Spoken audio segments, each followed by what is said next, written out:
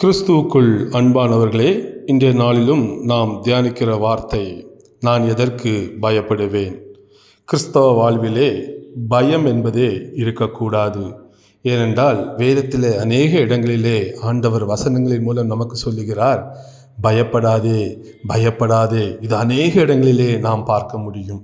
அதே போல நாம் கிறிஸ்துவுக்குள் வருகிற பொழுது நமக்கு அவர் பயமுள்ள ஆவியை கொடுக்காமல் பலமும் அன்பும் தெளிந்த புத்தியும் உள்ள ஒரு ஆவியை நமக்கு கொடுத்திருக்கிறார். அப்படி என்றால் நாம் பயப்படக்கூடாது என்று அர்த்தம். இன்று அநேக பேர் மிகவும் கஷ்டப்படுவது எதனால் தெரியுமா? பயம். ஏதோ ஒரு காரியத்தை குறித்தான ஒரு பயம். சிலருக்கு பலவீனங்கள், நோய்களை குறித்து ஒரு பயம். சிலருக்கு பண தேவைகள், பண கஷ்டங்களை குறித்து ஒரு பயம். சிலருக்கு மனிதர்களால் ஏற்படும் பிரச்சனைகளை குறித்து பயம். சிலருக்கு எதிர்காலத்தை குறித்து பயம், எதுக்கெடுத்தாலும் பயம். சிலருக்கு பொல்லாத ஆவிகள், சாத்தானுடைய கிரியைகளை குறித்து ஒரு பயம். சிலருக்கு அவளுக்கு வருகிற சொப்பனத்தை குறித்து பயம். இப்படி ஏதோ ஒரு விதத்திலே மனிதன் எல்லோருமே பயந்து கொண்டிருக்கிறதை நாம் பார்க்க முடிகிறது. நாம் சிலரை பார்க்கும் பொழுது கொஞ்சம் வசதியாக இருப்பாங்க, பெரிய பொசிஷன் இருப்பாங்க. ஆனால் இவங்களுக்கு என்ன, இவங்கெல்லாம் நல்லா வாழ்கிறாங்க என்று பார்ப்பதற்கு தோணும். ஆனால் அவர்களும் எல்லோரும் பயந்து கொண்டுதான் வாழ்ந்து கொண்டிருக்கிறார்கள். ஒவ்வொருடைய வாழ்விலும் ஒவ்வொருவருக்கும் ஒவ்வொரு விதத்திலே ஒரு பயம் இருந்து கொண்டே இருக்கிறது. ஸோ இந்த நாளிலும் ஒருவேளை இதை கேட்கிற நீங்களும் இப்படிப்பட்ட பயத்திலே இருப்பீர்களானால் இன்றைக்கு உங்களுக்கு ஒரு நற்செய்தி. ஆம், சங்கீதம் 27 அதிகாரம் 1 நாம் பார்க்கும் பொழுது, கர்த்தர் என் வெளிச்சமும் என் இரட்சிப்புமானவர், யாருக்கு பயப்படுவேன்? கர்த்தர் என் ஜீவனின் பலனானவர், யாருக்கு அஞ்சுவேன்? ஆம், கர்த்தர் உங்கள் வாழ்வில் வெளிச்சமாக இருக்கும் பொழுது, இரட்சகராக இருக்கும் பொழுது, உங்களை எல்லா சூழலிலும் அவர் விடுவிக்கிறவராக இருக்கும் பொழுது நாம் எதற்கு பயப்பட வேண்டும்? பயப்பட வேண்டிய அவசியமே இல்லை. எதை குறித்து நாம் பயப்பட மாட்டோம். பாருங்க, பயமில்லாத ஒரு வாழ்வு என்றால் அது அருமையான ஒரு வாழ்க்கையாக இருக்கும் இல்லையா? அதுதான் இன்று இயேசு உங்களுக்கு தர ஆயத்தமாக இருக்கிறார். ஒருவேளை பயத்தில் இருப்பீர்களானால் உங்கள் ஒன்றே ஒன்று செய்யுங்க. உங்கள் வாழ்க்கையில் இயேசு கிறிஸ்து வெளிச்சமாக வருவதற்கு வழி கொடுங்கள். இந்த பயங்கள் எல்லாம் மாறிவிடும். அதனால தான் இந்த வசனம் சொல்கிறது, கர்த்தர் என் வெளிச்சமும் என் இரட்சிப்புமானவர், யாருக்கு பயப்படுவேன்? நல்ல ஒரு கேள்வி இல்லை? சங்கீதக்காரன் கேட்குறார், யாருக்கு பயப்படுவேன்? அதாவது நான் பயப்படவே மாட்டேன், கர்த்தரின் வாழ்க்கையில் வெளிச்சமாக இருக்கும் பொழுது நான் பயப்படவே மாட்டேன் என்று அவர் சொல்கிறார். பாருங்க, ஒரு சில நாட்கள், ஒரு 5 நாட்களுக்கு முன்பாக ஒரு நடு இரவு மணி 1:45 நான் ஒரு சொப்பனம் பார்த்து முழித்து விட்டேன். அதில் ஒரு சிங்கம் என்னை துரத்துவது போல ஒரு அறைக்குள்ளே நான் ஓடி கதவை மூட முயல்கிறேன். அந்த சிங்கமும் எதிர்த்து என்னோட கூட போராடி கொண்டிருக்கிறது. நானும் கதவை மூட அந்த அந்த கதவனுடைய லேட்சை போடுவதற்கு நான் முயற்சி பண்ணுகிறேன். அதாவது அந்த கொண்டி சொல்லுவாங்கள்ல, அதை போடுறதுக்கு நான் முயற்சி செய்கிறேன். ஆனால் என்னால் அது முடியவில்லை. அதுவும் போராடுகிறது, நானும் போராடுகிறேன். நான் எழும்பி விட்டேன். எழும்பின உடனே எனக்கு ஒரு 2 நிமிடம் என் உள்ளத்தில் ஒரு சின்ன பயம் வந்தது. சொப்பனத்தை குறித்து ஒரு சின்ன பயம் இருந்தது. உடனே அந்த மணிக்கு 1:45 நான் உடனே அந்த என்னுடைய படுக்கையிலேருந்து வெளியே எழும்பி பக்கத்திலே நான் ஜெபிக்க ஆரம்பித்தேன். கிட்டத்தட்ட ஒரு 3 மணி வரைக்கும் நான் ஜெபத்திலே இருந்து கொண்டே இருந்தேன். அந்த ஒரு ஜெபம் முடிகிற அந்த நேரத்துக்கு கொஞ்சம் முன்பாக என்னுடைய ஜெபத்திலே ஒரு தரிசனத்தை பார்க்கிறேன். ஒருவர் ஒரு கதனுடைய அந்த லேட்சு அதை போடுகிறார். எதற்கு நான் முயற்சித்தனோ அது ஜெபத்திலே எனக்கு பதிலாக கிடைத்தது. உடனே என் உள்ளத்துக்குள்ள ஒரு பரவசம், சந்தோஷம், எல்லாம் அப்படி ஒரு பெரிய சந்தோஷம். நம்ம போராடினோம், ஆண்டவர் அதிகாலையில் எழும்பி ஜெபிக்கவும் வைத்தார், அந்த போராட்டத்திற்கு பதிலும் கொடுத்து விட்டார். கர்த்தர் என் வாழ்க்கையிலே அப்பொழுது வெளிச்சமாக என்னை இரட்சிக்கிறவராக வந்தார். பாருங்க, அந்த பயம்லாம் நீங்கி அவ்வளோ சந்தோஷமாக நான் அதிகாலை 3 மணிக்கு இருந்தேன். அதன் பிறகு மறுபடியும் கொஞ்சம் படுத்து காலையிலே நான் எழும்பி விட்டேன்.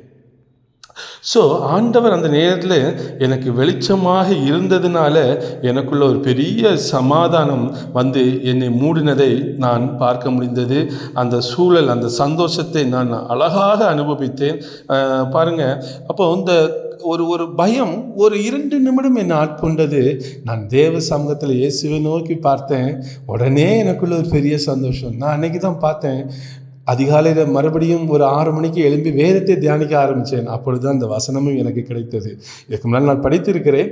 உடனே எனக்கு இந்த வசனம் சங்கீதம் 27:1 அப்போ அது எனக்கு கரெக்டாக மேட்ச் ஆச்சு. நான் யாருக்கு பயப்பட, நான் பயந்தேன், ஜெபம் பண்ணேன். அப்போ காலையில் எனக்கு அந்த வசனம் கிடைத்தது.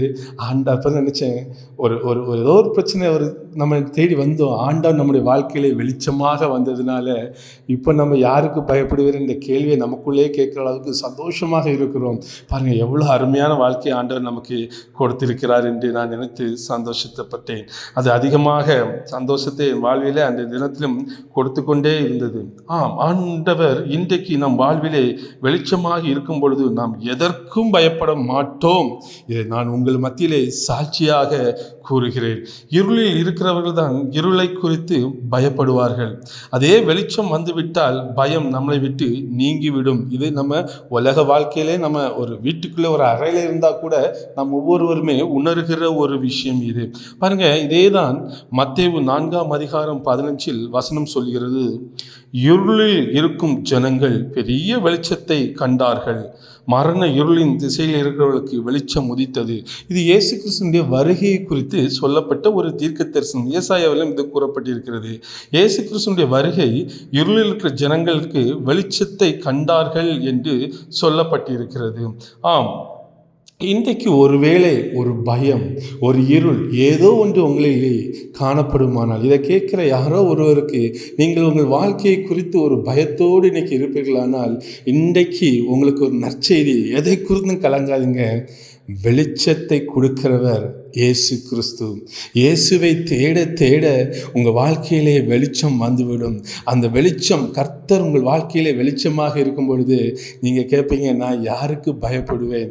பயம் என்பது முழுமையாக உங்களை விட்டு அகன்றே போகும். அதனால் இன்னைக்கு நாம் இயேசுவை நீங்கள் தேடுங்கள். தேட தேட அவருடைய உங்கள் வாழ்க்கையிலே வெளிச்சம். எப்படிங்க அப்போ இயேசு இன்னைக்கு தேடுகிறது? இயேசுவை குறித்தான சாட்சி, இயேசுவை குறித்து வேதத்தில் அழகாக சொல்லப்பட்டிருக்கிறது. வேதத்தை படிக்க நாம் இயேசு கிறிஸ்துவை அறிந்து கொள்ள முடியும். இயேசு கிறிஸ்துவை அறிய அறிய உங்கள் வாழ்க்கையிலே வெளிச்சம் வந்து கொண்டே இருக்கும். அந்த வெளிச்சம் வர வர, வெளிச்சம் வந்துட்டாலே இருள் உண்டு, அங்கே இருக்கவே இருக்காது. அப்போ நீங்கள் யாருக்கும் பயப்படாமல் உங்கள் வாழ்க்கையில் சந்தோஷமாக நீங்கள் வாழ முடியுங்க. இன்றைக்கி இதை யாருமே மறக்க முடியாதுங்க. அந்த உலகத்தில் உள்ள எல்லா மனிதர்களும் நான் அநேக பேரை பார்த்துருக்கிறேன், பயத்திலே வாழ்ந்து கொண்டிருக்கிறார். அவர் பெரியவர்களோ சிறியவர்களோ பணக்காரங்களோ ஏழைகளோ படித்தவர்களோ படிக்காதவர்களோ எல்லோருக்கும் ஏதோ ஒரு விதத்தில் இருள் என்கிற பயம் அவருடைய வாழ்க்கையில் ஒரு பகுதியில் இருந்து கொண்டே இருக்கிறது. இன்றைக்கு இயேசுவை உண்மையாக உள்ளத்தில் ஏற்றுக்கொண்டு இயேசு கிறிஸ்து உங்கள் வாழ்க்கையில் உண்மையாக இருக்கிற பொழுது அந்த இருள் முழுமையாக மாறி உங்களிலே பயம் எல்லாம் மாறி சமாதானமும் சந்தோஷமும் உங்கள் வாழ்க்கையிலே முழுமையாக ஆட்கொள்ளுங்க. இதை நீங்கள் பாருங்கள். நீங்கள் சாட்சிகளாக, இன்றைக்கி நான் உங்கள் மத்தியில் இதை பிரசங்கமாக பண்ணவில்லை, ஒரு சாட்சியாக சொல்லுகிறேன். நீங்களும் இதை போல் மற்றவர்களுக்கு சாட்சிகளாக நீங்கள் ஒவ்வொருவருமே காணப்படுவீர்கள். அதனால் இன்னைக்கு இந்த வார்த்தையை கேட்குற ஒவ்வொருவரும் நீங்கள் இன்னைக்கு ஒரு முடிவு செய்து கொள்ளுங்கள். இயேசு கிறிஸ்துவின் வாழ்க்கையிலே வெளிச்சமாக இருக்க வேண்டும். ஒவ்வொரு பகுதியிலும் அவர் எனக்கு வெளிச்சமாக இருக்க வேண்டும். என் வாழ்க்கையில் எந்த பகுதியிலுமே இருள் இருக்கக்கூடாது. ஒருவேளை ஒரு பகுதியில் நாம் நல்லா இருப்போம், ஒரு பகுதியில் குறைவுள்ளவர்களாக இருப்போம், அங்கேயும் வெளிச்சம் வர வேண்டும். ஒவ்வொன்றுக்கும் நீங்கள் இயேசுவை நோக்கி பாருங்கள், வேதத்தை தியானிங்கள், உங்கள் வாழ்க்கை வெளிச்சமாக்கப்படும். கர்த்தர் தாமே இந்த வார்த்தைகளை ஆசீர்வதிப்பாராக. பயம் முழுமையாக உங்களை விட்டு மாறி நீங்கள் கர்த்தருக்கு சாட்சிகளாக இருப்பீர்கள். கர்த்தர் தாமே இந்த வார்த்தைகளை ஆசீர்வதிப்பாராக. ஆமென்.